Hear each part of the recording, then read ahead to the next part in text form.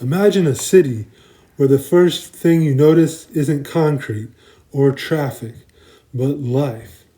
Green life, growing from balconies, spilling over fences, rising from rooftops, threading its way through alleyways and courtyards.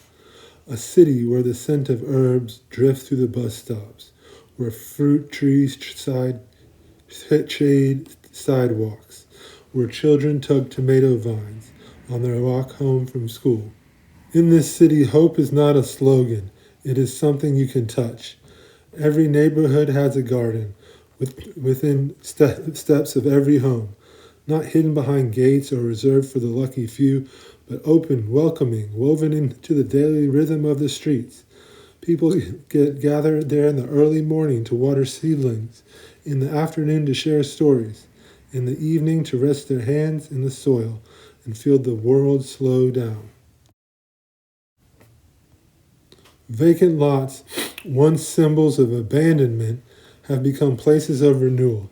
They are no longer held hostage by speculation or left to decay. Instead, they are transformed into community spaces where neighbors plant, harvest, and rebuild trust. The land is no longer something to extract from, but something to care for. Schools, libraries, and clinics are surrounded by gardens that nourish both body and mind. Children learn science by watching seeds sprout. Patients find calm in the act of tending plants. Elders teach younger generations the skills they carried with them from other countries, other eras. Knowledge flows like water, freely and generously. Public housing is no longer defined by scarcity, it's defined by abundance of soil, tools, training, and shared purpose. Residents grow food together, cook together, build a sense of belonging that no policy alone could manufacture. Transit systems connect people not only to work and errands, but to green spaces that restore them. A bus ride to a community garden becomes as normal as a trip to the grocery store.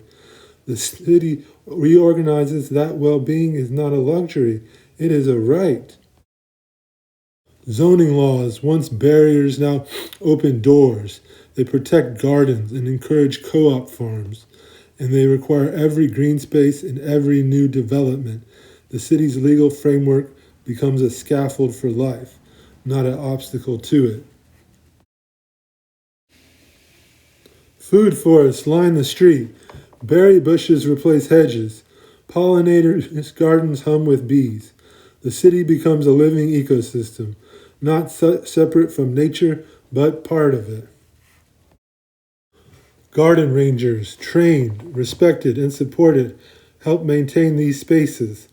They are caretakers both of the land, community, and ensuring that gardens endure not just for a season, but for generations. Healthcare embraces gardening as a form of healing. Doctors prescribe time in the soil. Insurance covers it. The city understands that tending a plant can help mend a heart. And slowly, something profound happens. People begin to see land not as a commodity, but as a shared inheritance. Neighbors who once passed each other in silence now share harvests, stories, and laughter. Children grow up knowing that the world is something they can nurture. Food insecurity fades. Heat islands cool. Biodiversity returns. Community power grows. Hope becomes ordinary, not because life is perfect, but because people have the tools to shape it. This is the vision, a city where gardening is a human right, where land is shared, where community is cultivated, and where hope grows, season after season, from the ground up. The days of living people outside on the streets need to be over.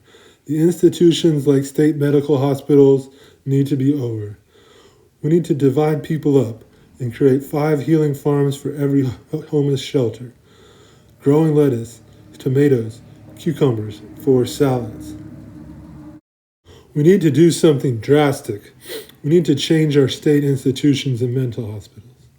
The state needs to start many local farms and parks and give up on big mental institutions. We need to bring people together, not segregate and isolate.